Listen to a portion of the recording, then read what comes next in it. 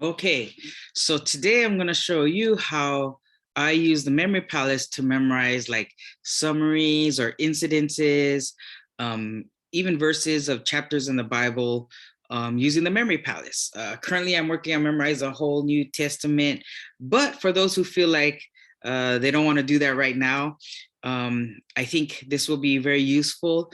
I'm sure you're taking the time to read the Bible, but this technique will help you remember more of what you read when you study and read the Bible. For someone like me who's read the Bible many times, but can't remember what I read, it's been very helpful. I feel like like what good is it to read the Bible and then not remember what I read, right? So it's the same thing as not reading it at all. So since I'm reading it, I took the advantage of, taking the time to put it in a memory palace so that I can remember and organize, some of the things that I read. Um, Doing this is just another way for for the Holy Spirit to remind me of all things. Like even yesterday, Pastor Rocky was talking about like why do bad things happen to good people? And right away, like I remember I went to the memory palace of where I memorized the summary of Luke, and then Luke 13 came into my head, and it just talks about like, how Jesus was talking about the tower falling and people dying and or the Galileans being killed, right? And his point was like, we don't know when we're gonna die. So repent or perish. Um, and then, it's comforting because right after that, it's the story of the fig tree where, I'm reminded of God's grace and how he gives us enough time to do this, so anyway, so today I'm going to show you how I use a memory palace to summarize Ruth. Since Pastor Rocky just finished preaching on Ruth yesterday, I'll put his sermons as 4 sermons. He did 1, 2, 3, and 4 in the link. Watch it; it's good. You'll get something out of it. He just preaches the word, so it's really awesome. But anyway, so here we go. I'm going to share my diagram. So let's see, share. Okay, so here is my diagram, my poor drawing as usual. I just drew this up real quick. I don't usually draw diagrams when I do this. I just, in my head, I imagine, okay, this is my auntie's kitchen, right? I memorized First Peter, the summaries of First Peter, Second Peter at her house, Ruth, Esther, what else?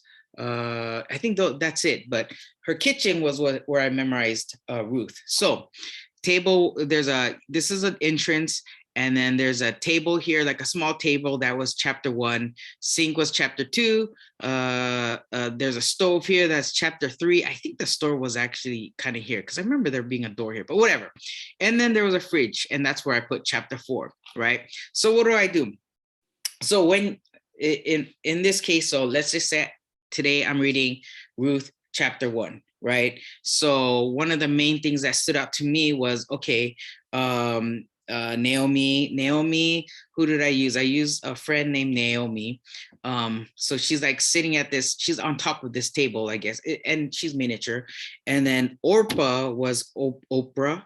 And then Ruth is a friend Ruth. You can use Baby Ruth, or you can use Babe Ruth, the baseball. Anyways, whatever works for you, right? So at table 1, what happened was Naomi's wife, Amila, oh gosh, I didn't memorize the name that well. Elimelech? Elimelech? Okay, anyways, I didn't do that right. But anyways, the point was like, her husband died, and then her sons died as well. So she had nothing, right? But she had her daughter-in-law. So she told her daughter-in-law, like, hey, you go back to your country. The Lord is being hard on me, And then so I just imagine, Oprah jumping out of this table gang saying, bye, I'm out of here, right? But Ruth, baby Ruth, stays, and she says that famous line, where you go, I will go, where you stay, I will stay. your people will be my people and your God will be my God. I didn't memorize that line yet, but I think, so that's where she's saying. And I know there was a song by, I forgot who the Christian artist was, but he sang a song. So I kind of imagine him singing this song here too, so that it just reminds me, oh yeah, it was that song, right? So that's table one. Chapter one on this table. And then sync two, I read chapter two. And then the thing is like, I imagine on the sink, well, actually the counter. Ruth is gleaning, right? She's getting food, she's gleaning in the fields. And then at the sink, Boaz for me is Bo Jackson. And he sees her and then he treats her well. He says, hey, no one's going to touch you. Keep doing, drink water. So there's water coming out of the sink. So that's the summary of chapter 2. Chapter 3 is a stove. And this is where Ruth uncovers the feet and lays down. So by his feet, right? And then so Naomi, I'm just imagining like Naomi telling Ruth to do that. So on top of the stove, I see a feet, and then Ruth is like uncovering the foot there, right? And then I just remember Bo Jackson going like, hey, what are you doing? Kind of like that, right? And then Ruth is saying, hey, marry, kind of like basically marry me, right? And then he basically says, hey, there's another kinsman before me that has to, that has the responsibility to marry you. So I gotta do what I gotta do, right? So, but I'll take care of it. So that's on the stove. And I just imagine these stories at that location. That's how I store it, right? And then chapter 4, there's a fridge. So I remember what I did was Bo Jackson opened the fridge and baby Ruth was in there. And then he's telling the people, he's like, hey, he called the kinsman and said, hey, do you want to marry her? And he basically says no, right? Okay, so then, Boaz marries Naomi. They have a son, and not Naomi, Ruth, right? And then Naomi, like in the freezer, Naomi is taking care of the baby, right? So that's the story. Oh, and then I think there was an ice maker, and then that's where the genealogy of kind of like of David, it kind of falls out. I didn't, at the time I stored these, I didn't memorize the genealogy, but I reread it and I was like, oh, the genealogy matches what the same as Matthew 1. So it's kind of cool. But that's what I did, right? So that's how you can, this is only 4 chapters, but you can do this with any chapter. Just whatever chapter it is, you find a memory palace and put it there. It's a good way to store whatever you want to memorize. And yeah, so that you're not just wasting time like me, where I'll just read it and then I'll forget it. This way, I can review this and be like, okay, that's what happened. So I'm going to show you what I do as well. So after I do this, or even during I do this, I'm going to share like my master list. Okay. My master list is, I'm pretty sure I shared it many times here, but here you go. Okay. So Sam, my friend Sam and Joyce, they started this WhatsApp group where we just check in and read the Bible. They made a whole list of what to read on what day. So I took advantage of that. It's like, okay, we're gonna read the Bible together. While I read it, I'm gonna memorize stuff. So they started with it was so cool because they started with the minor prophets, and I learned so much doing this. But anyways, this is Genesis, right? So my friend's house, Genesis 1, 2, 3. You'll see a lot of things here, but it's not like I memorize this whole thing. I'm just putting like a summary or key verses. Okay, so where is, for example, like a good thing to do is like, yeah, do the Gospels. Narratives are very easy to do with this technique. The Gospel. Oh, here you go, like Luke 13, right away. Repent or perish. Parable of the barren fig tree. Luke 14. I know it talks about Jesus heals a man with a dropsy. Oh, I can see it, but yeah. Luke, and then I just in my head I go, oh yeah, Luke 15 was a lost sheep, was a lost coin. The refrigerator was a shrewd manager. 17, that one is, I love 17:10 because I think I did a video on that, but it talks about when Jesus talks about how, hey, you're slaves, right? When you do what you're supposed to do, your commander says, when you finish and your commander says something, you just say, hey, we are unworthy slaves. We've only done what our duty is.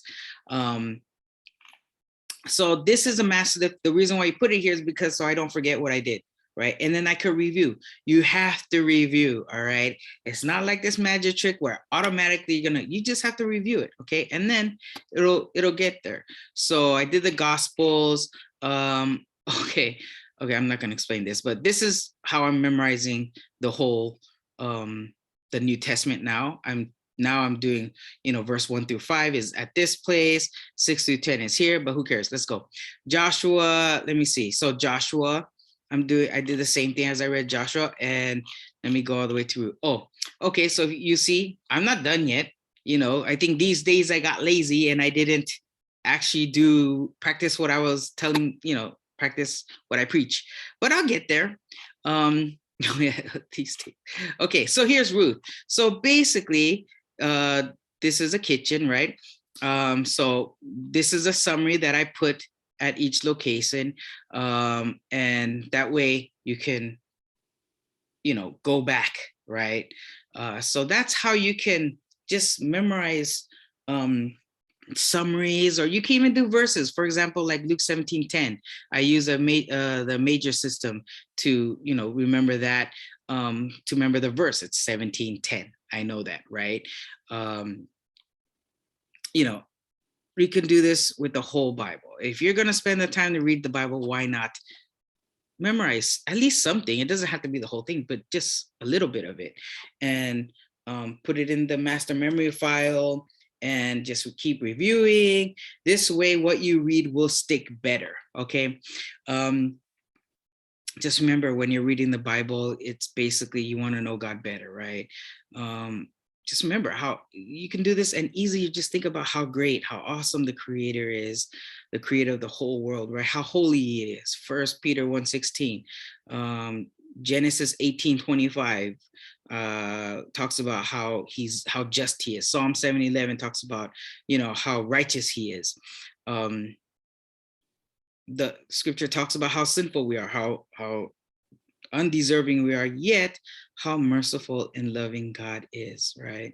Romans 5:8, God demonstrated His love for this, while we were sinners, Christ died for us, and Christ Jesus took the wrath that was for us, and if we put our trust in Christ, then we will be forgiven. So Romans 6:23, for the wages of sin is death, but the gift of God is eternal life through Christ Jesus our Lord. We got to make Him our Lord.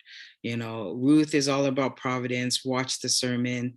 And even the very last genealogy, right? So Bor's son Obed, right? Obed was a father of Jesse, and Jesse's in Isaiah 11 talks about Jesse, and then David, the father David through David, you could keep going. Solomon, and then Solomon, there's Rehoboam, Abijah, Asa, Jehoshaphat, and then keeps going, and then it goes to Jesus, right? So God's providence, you can see, and memorize the genealogy. It's crazy. Like after I did that and I started reading Genesis and then going down, I was like, oh my gosh, like, hey, Tamar, Judah, and Tamar right here. It's like you can see it's nuts. You can see not only in Ruth, but throughout the whole scripture, like God's providence, of course, right? But yeah, like just like God's providence is in Ruth, it's God's providence that you're probably watching this video, and Z, especially Z, like if you haven't realized that Jesus is Lord, you haven't put your faith in Him, and do it now. Put your faith in Him now, not in yourself, not in anyone else. And now is the time to do it. Isaiah 55 was it 6 says, seek the Lord while He may be found, call upon Him while He is near, let the wicked forsake his way and the unrighteous man his thoughts. Let him return to the Lord who shows compassion, and to our God who forgives abundantly, right? And seek the Lord while He is near, while He can be found. Call upon while He is near. heard many times, like um, in Luke, where the criminal next to Jesus, he realizes who Jesus is, and then he says, "Hey, remember me in paradise." So I've heard people say, like, I don't want to give my life right now, right? But it's encouraging because the criminal guy had a chance, and there's no guarantee you're gonna have that chance. Like Luke 13, the towers fell, people were killed, and you don't know when you're gonna die. You may not have that chance. So the chance is now. Do it while make him Lord. Do it while he can be found. Call upon him while he is near, because there's no guarantee that that's gonna be, he's gonna you're gonna have that chance. But yeah, just think about it. It's serious, but yeah, if you just realize who he is, and you can do that by studying scripture. Okay. But yeah, anyways, I went off a tangent, but this is how you can do it. You could do this with any chapter or any book, by the way, but why not the Bible, right? I hope this encourages you. And yeah, keep memorizing scripture. It will only help. Join the Bible memory group if you haven't. It's very encouraging. Okay, well, how many people are here to memorize scripture, are in that group to memorize scripture? All right, thank you.